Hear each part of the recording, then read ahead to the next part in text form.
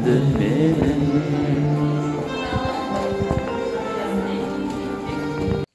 Ассалаумағалейкум қазақ елі, Қарағандыдан барлығына сәлем. Бүгін әңгімеміз әдеттегідей күрке шаруашылығы жайлы болмақ. Дайын болсаңыздар, бүгін мен сіздерге көктемгі өзімнің дайындығым жайлы және де менің каналымның подписчиктерінің маған жасаған сыйлықтары жайлы айтып бергім келеді. Дайын болсаңыздар, бастаймыз.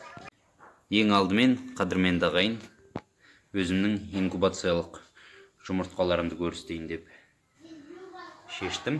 Мынау менің өзімнің күрке тауықтарымның беріп жатқан жұмыртқалары. Оларға бүгін 4-ші күн. Және де қасында каналымның подписчигі маған өзінің есімі құпия қалуын сұрады. Маған осындай тауықтың Адлер тауығы, қателеспесем, Адлерская серебристая деген породаның жұмыртқасын сыйға тартты. Осындай 60 шақты жұмыртқа инкубацияға дайын тұр. Бұйыртса айдың 15-16 күні инкубацияға саламыз. Мінекей алдарыңызда старт премиум деген жем. Бұл жаңағы Адлер балапандары шықса және өзімнің тауықтарымнан түскен жұмыртқаны инкубаторға салғам, соларға арналған старт комбикормы. Және де бөденелерге бұйыртса орын дайындайын деп жатырмын. Жазда бөдене қосып ұстайтын ойым бар. Сол бөденелерге міне сетка алып келдім. Оцинковка сымнан тоқылған 22-де 12 қателеспесем. Сондай көзі бар сетка. Және де Рост премиум деген балапандарға арналған осындай бір қап жемін. Және де инкубациядан шығатын күрке тауық балапандарына арналған старт премиум голд деген осындай 3 түрлі жем алып келдім. Мінекей дайындаған жемдерім осы. Осы жемдерден, тек қана осы жемдерден алып, түрлі балапандарға өз түр-түрімен беретін боламын. Келесі кезекте балапандарыма арнайы дайындап жасаған брудерім туралы айтып өтсем деп едім. Мінекей брудердің жалпы түрі осы. Ішінде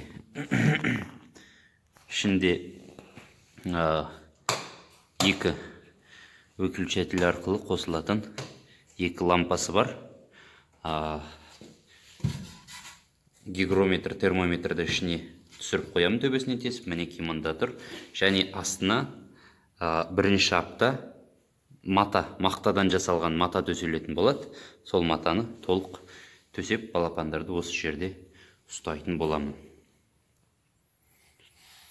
Мінекей осындай брудер. Бірінші 10 күндікте мынау осылай жабық тұратын болады. Кішкене ғана ауа кіріп тұрады, өйткені балапандар ыстық жерде тұру керек. Одан кейін бұйыртса былай ашыла бастайтын болады. Мына сэндвичтердің орнына торкөз сетка қоятын болам. Мінекей брудердің жалпы түрі осы. Бұның тереңдігі 60, ұзындығы 1 метр, биіктігі 60 сантиметр болды. Астында балапандардың саңғырықтарын алатын тартпасы бар. Және де келесі кезекті мына 2 инкубаторыма арнап сіздерге көрсеткім келді. Мінекей өзіміздің қолдан жасаған инкубаторымыз. Влажность 45 пен 50-дің арасында тұрады. Мынау арқылы тарылтылады. Бірінші тексеруге салған жұмыртқаларым мінекей. Тауықтың жұмыртқасы 1-2 бар мына жерде. Қалғаны үндіктің жұмыртқасы. Аплод пайызы шамамен 65% болып тұр. Бұл өзімнің үндіктерінің жұмыртқасы. Мына инкубаторда сатып әкелген жұмыртқаларым бар. О жерде ең алғашқы жұмыртқалар болғандықтан ба аплод нашар болды. Бірақ жұмыртқаның сатушысы соның есесіне маған тағы да соншама жұмыртқа беремін деп уәде берді. Осы инкубация біткеннен кейін келесі инкубацияға сол жігіттен тағы жұмыртқа алып салатын боламын. Және де қадірменді көрермендер, бүгін сіздерге өз қуанышыммен бөліскім келіп отыр. Бұл менің каналымның тұрақты көрермені, подписчигім маған бүгін емес, енді осыдан біршама уақыт бұрын, 5 күндей бұрын бір керемет сыйлық жасады. Ол таза белая широкогрудая породасының таза қанды, тірі салмағы 14 килограмм құрайтын қораз. Сол қоразды қазір сіздерге көрсетемін, және менің үндіктерімді тамашалайтын боласыздар. Мінекей, қадірменді ағайын, жақында Астанадан әкелген біраз үндігім бар. Өзімнің белая широкогрудая породасының үндіктері бар. Және екеуі жабылып, мына ата қоразды қуып жүр. Әлі кішкене есін жинап алғаннан кейін көрсететін болады. Мінекей белая широкогрудая породасы. Одан кейін бронзовый окрастағы өзімнің мекендерім. Жалпы күрке тауықтарымның тұратын жері осы. Ана жерге мына ұқсаған кішірек ұя жасап қойдым. Асты стружка. Мынау ағаштың кесек ұнтағы. Жалпы осы жем салатын жерімді тағы көрсетіп өтейін. Мінекей, осындай астауға жем салып отырамыз. Енді көктемге арналған дайындық туралы бір ауыз айтып өтсем, мынау Қарағандыда бізде әлі қардың шеті енді сынып жатыр. Қар кеткеннен кейін осы қораның ішін толық тағы да бір ақтап өтем.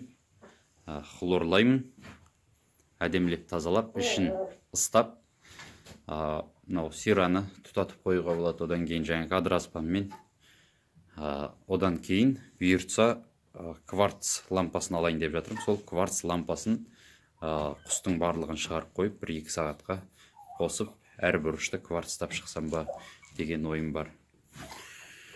Жалпы жаңалық осы. Одан кейін сіздерге тауығымды көрсетпеппін. Мінекей, менің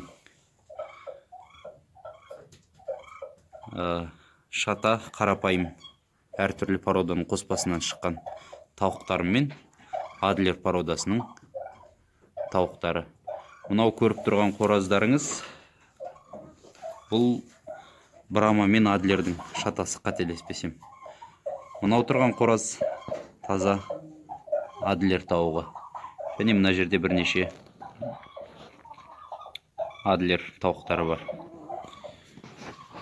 Жалпы бұл тауықтарға мен ASD2 дәрісін беріп отырам 5 күннен. Айына 1 рет.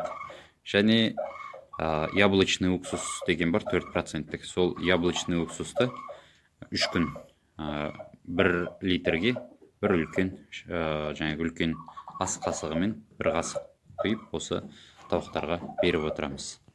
Жалпы мінекей, белая широкогрудаяның таза қоразы. Мына қораздың жанында арқасы жалпақ, әжептәуір үлкен. Осы қораз үшін Темірлан, саған үлкен рахмет. Үлкен рахметімді айтамын. Менің шаруашылығымды жүргізуге, барып кел, шауып кел жұмыстарға өте икемді. Осындай жаңағы қорамдағы жұмыртқаларымызды жинап, балапандарды күтуге көмек көрсетіп жүрген мынандай Мәді есімді бауырым бар. Ассалаумағалейкум деп амандасып. Ассалаумағалейкум. Мінекей, осындай бауырлары бар азаматтар, бауырларыңыз бар екеніне қуаныңыздар. Інісі бардың тынысы бар деп жатады. Және де сіздерге қояр тағы бір сауалым бар, бір сұрағым бар. мынау атшалман деп жатады, крыса деп жатады.